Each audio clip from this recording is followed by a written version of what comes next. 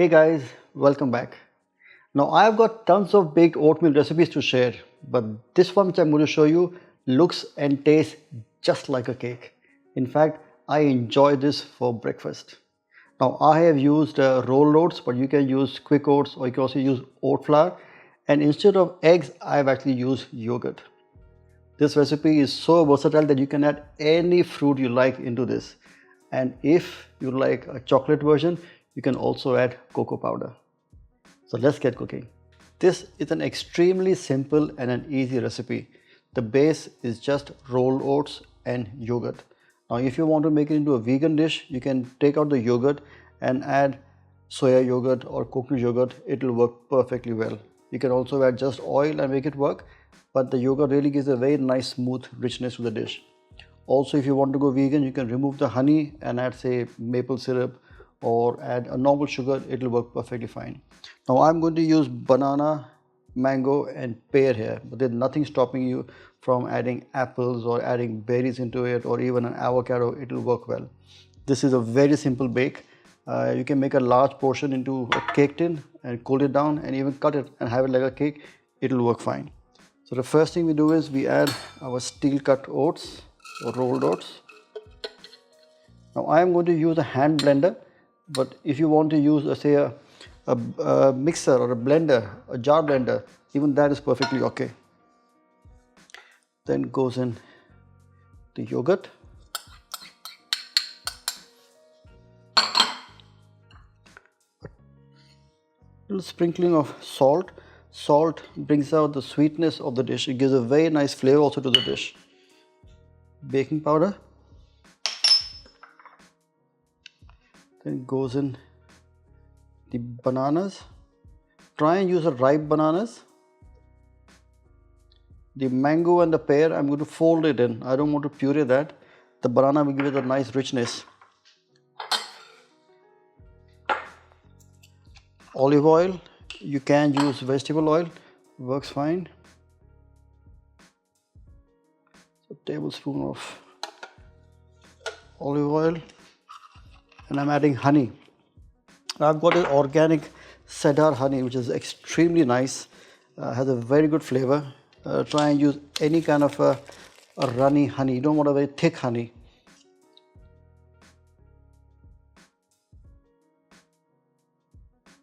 It's lovely honey. The cedar honey is extremely nice. So there's 1,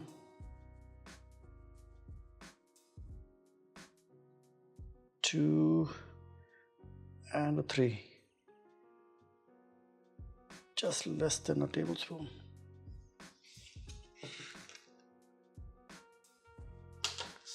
Just drop all the honey.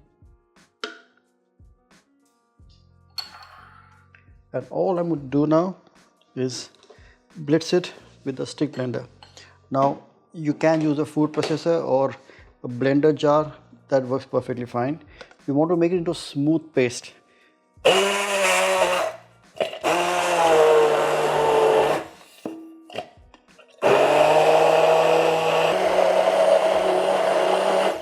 There it is. The baked batter is ready. The oats have got mixed up and become into a fine paste. You want it to be like a texture like a cake batter.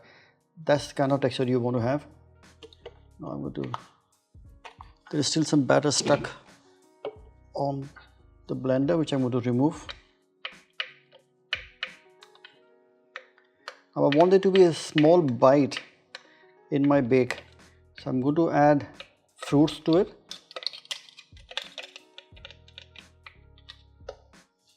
Okay. So I've got a pear and I've got mango, which I have chopped up. And all I do is add that to the oat mixture and lightly stir that in. So in that way what happens is the batter gets mixed up with the fresh fruits and you get a small bite when you eat the bake. Now if your bananas aren't really ripe enough and the blender and the oats don't blend quite well, you can always add a tiny quantity of yogurt or even milk, and that will give it enough moisture to whip up the mixture to form a smooth batter. Yeah. this is now ready, and I'm going to spoon this into individual bowls. So I've got these two actually soup cups where I'm going to, and now these have been greased very lightly with some olive oil, and all I do is pour in the batter till it is almost 3/4 height. That's one, that's two. You can make the mixture well in advance and you can keep them in your fridge, and when you want to bake them in the oven you can then add into your molds or cups or into a cake tin and then bake it further. Okay, let's spoon that all off.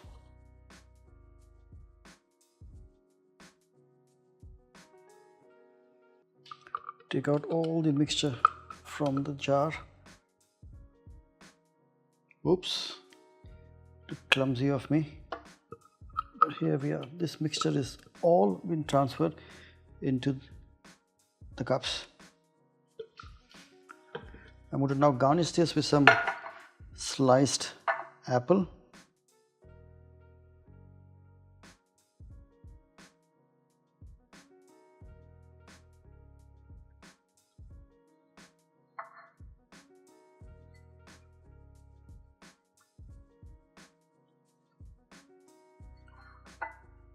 Sorry, I said sliced apple, my apologies. Sliced banana,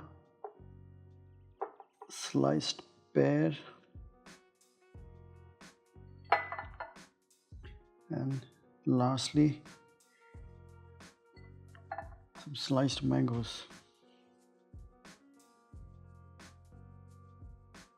Oh.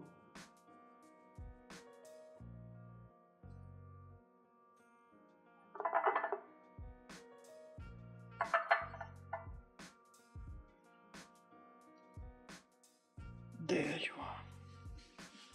Now this is going to go into a preheated oven at approximately 180 degrees centigrade or 350 degrees Fahrenheit for 12 to 30 minutes till the oats cook and you get a light caramel color on top. What I will sprinkle also before I put in the oven is a little bit of sugar, which will give it a nice caramel and a crunch at the end. My oat bake is done. Look at that. Got a very nice color. Like I said, you only fill the cake or the batter mixture till it's 3/4 because it will rise. There's baking powder, and you see it's come up almost till the top. Now the fruits have got warmness to it. It's got cooked through. There's sugar on top. It gives a very nice crunch and a bite. What I'm going to do next is just lightly dust it with some sugar, icing sugar. You can even flavor the icing sugar with some cinnamon powder or with cardamom powder. It works quite well. If you like to have an ice cream, you can probably put some vanilla ice cream as a dollop, or you want to put a whipped cream or a kind of creme fraiche, even that will go well. I'll do a very quick recap. It's basically rolled oats. It's got yogurt, it's got oil, it's got honey, it's got fruit, it's got banana to give it body, all blitzed together, put into a grease bowl, and all you do is bake. I did make an error. I said I think around 12 to 13 minutes. This took me 20 minutes to bake in the oven at 180 degree centigrade or 350 degree Fahrenheit. Time to taste it. It's going to be gooey, it's going to be rich, but it'll have a very nice flavor of the banana and the tropical flavors of the fruits. It really works well. So let's have a little bite. Yeah, you can see that. It's nice and rich. Oh, the aromas are so nice. Piping hot, be careful. I'm going to enjoy this, but make sure you make it for your friends and family, and don't forget to tag me. So until next time, happy cooking and bon appetit.